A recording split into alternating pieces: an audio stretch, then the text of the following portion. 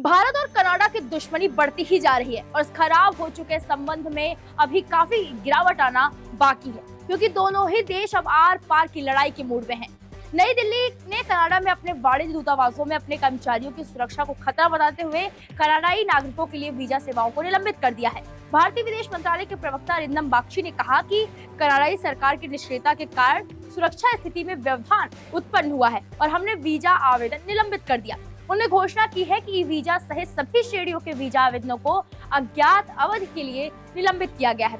वहीं कई कनाडाई राजदूतों को सोशल मीडिया पर धमकियां मिलने के बाद भारत में कनाडाई उच्चायोग ने भी घोषणा की है कि वो देश में अधिकारियों की उपस्थिति को अस्थायी रूप से समायोजित करेगा। हालांकि जैसा कि भारत और कनाडा में खालिस्तानी आतंकवादी की हत्या के मुद्दे पर विवाद जारी है, सीमा पार पाकिस्तान में पाकिस्तानी मीडिया के पास कहने के लिए कई मनोरंजक कहानियां हैं। पाकिस्तानी मीडिया में भारत कनाडा संबंधों को लेकर एक गप दिए जा रहे हैं, जिसमें एक थ्योरी ये है कि इजराइल की वजह से भारत और कनाडा के बीच संबंध खराब हुए हैं। पूर्व पाकिस्तानी विदेश मंत्री बिलावल भुट्टो जरदारी ने भारत और कनाडा के बीच राजनयिक स्थिति पर टिप्पणी करते हुए कहा कि भारत एक शरारती राष्ट्र बन गया है, जो नाटो सदस्य देश की संप्रभुता का उल्लंघन करते हुए पकड़ा गया है। हालांकि भारत की तरफ से पाकिस्तान को लेकर कहा गया कि पाकिस्तान की बातों को अब कोई गंभीरता से नहीं लेता है।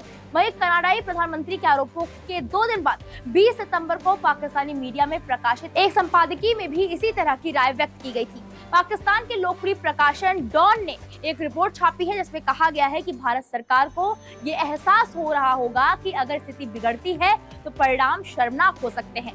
डॉन के संपादकीय में इस राजनयिक संकट के लिए भारत और इजराइल के बीच घनिष्ठ संबंध को जिम्मेदार ठहराया गया है। अखबार ने लिखा है, भारत जिसे भी आतंकवादी मानता है उस पर हमला करने का तरीका इजरायली खुफिया एजेंसी मोसाद की हैंडबुक में लिया गया है। पाकिस्तानी मीडिया में चर्चा की जा रही है कि मोसाद की तरफ से अब भारतीय खुफिया एजेंसी रॉ भी ऑपरेशंस को अंजाम देता है। आपको बता दें कि हालिया समय में पाकिस्तान के अंदर भी कई आतंकवादियों की गोली मारकर हत्या की गई है। एक और पाकिस्तानी अखबार डेली टाइम्स ने पाकिस्तान के विदेश मंत्रालय से मौजूदा परिस्थितियों को देखते हुए कड़ा रुख अपनाने का आग्रह किया है। अखबार ने निज्जर की हत्या की तुलना भारत और पाकिस्तान के बीच नियंत्रण रेखा के करीब पकड़े हुए आरोपी जासूसों से करने का प्रयास किया। वहीं एक्सप्रेस ट्रिब्यून के अनुसार मणिपुर में हाल की हिंसा के आरोप में भारत सिखों के अधिकारों और अपनी नीतियों के संबंध में एक कठिन चरण से गुजर रहा है, जो वैश्विक चर्चा का विषय बन गया है, जिससे नई दिल्ली के मानवाधिकार रिकॉर्ड और ट्रीटमेंट सुर्खियों में है। इस देश में अल्पसंख्यकों को लेकर उल्टी पुल्टी बातें लिखी गई हैं।